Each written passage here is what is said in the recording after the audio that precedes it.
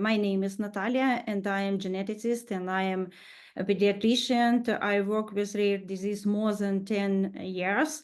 And today I want to present our experience of building harmonious work between patient organization and between doctors community in our country. And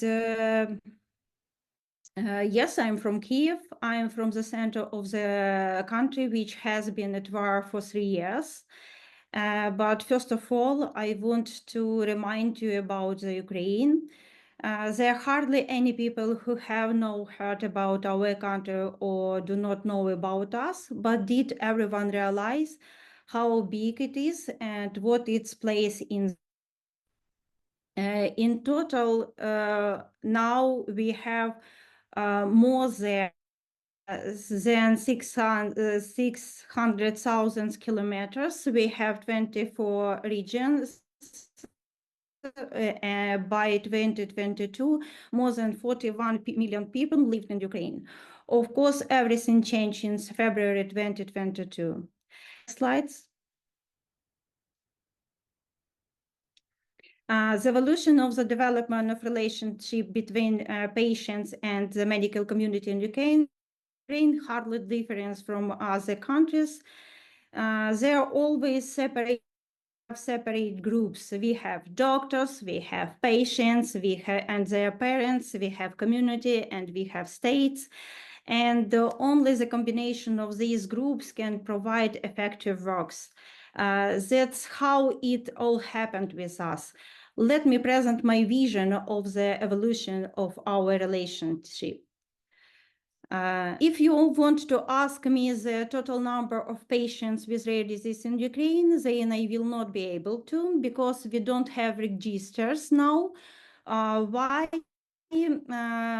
This was the decisions of our ministry, but likewise, we don't know the true number of patients organization in Ukraine now. So we had 3 ways of relationship between patients and doctors. There was an option when doctors saw the need for a patient community and initiated the creation of such organization.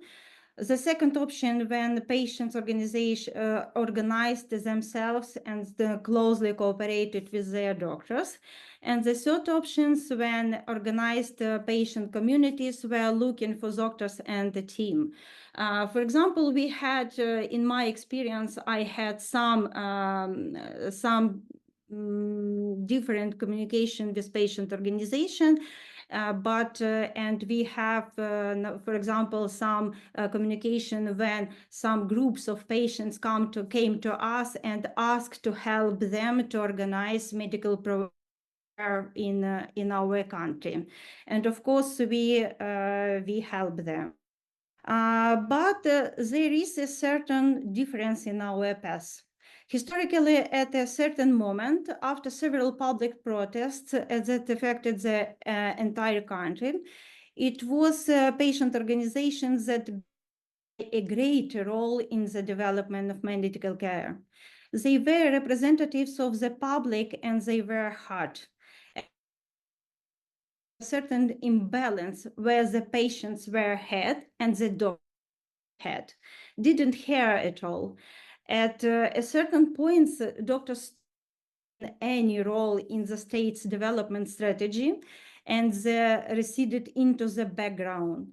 But the patients had an advantage. They met with the ministry, with the president, with deputies, and this led to an imbalance when it was the patients who began to say how to treat, where, and with what. If there were communities that who understand their limits in knowledge and advantages, but we had another communities who didn't understand this. For example, they didn't have authorities and boundaries. It took some time to balance these situations.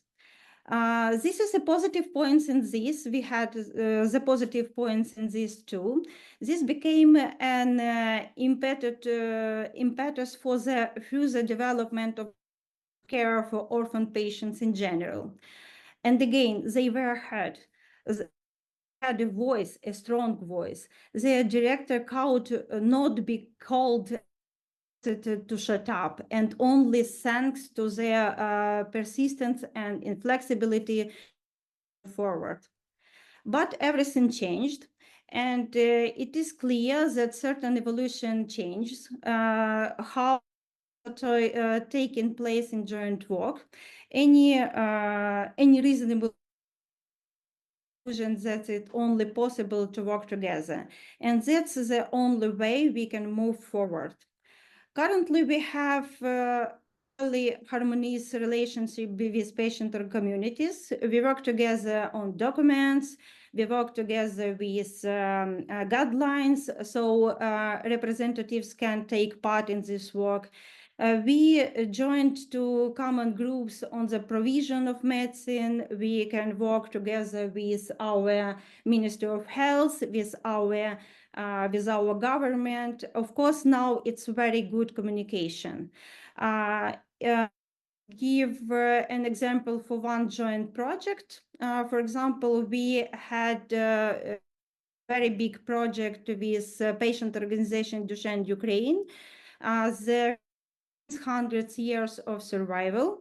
It was initiation of where patient organization was initiated this project with Dr. Michael to send for patients and doctors with a selection of non-invasive for NIVL. But in August 2023, this moved to our hospital, and this year we transformed this project for some another. Now is carrying out, of course, carrying out a course of examination and correction of treatment, including NIVL, for a group of patients every 6 months. We have every 6 months, we have another groups of patients with Duchenne disease, and they have new examination and correction of their treatment.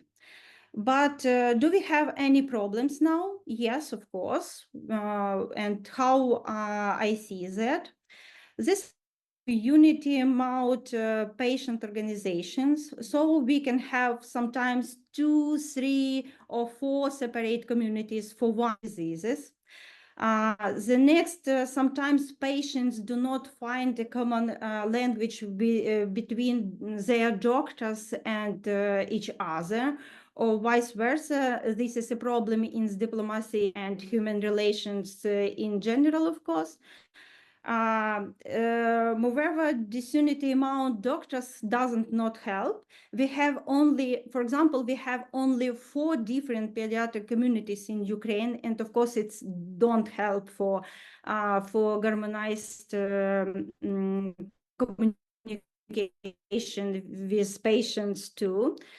And well, where do negative relations with state institutions, for example, access to treatments is a patient, for parents, for doctors, the success of their work, and for the ministry, how to make it cheaper. And it's a very big problem for us, how we can speak with our and of course, I can't remind you about the conditions in which we live. When rockets fly, bombs are dropped, people die, as it was yesterday in Kryvyi Rih or today in Kiev.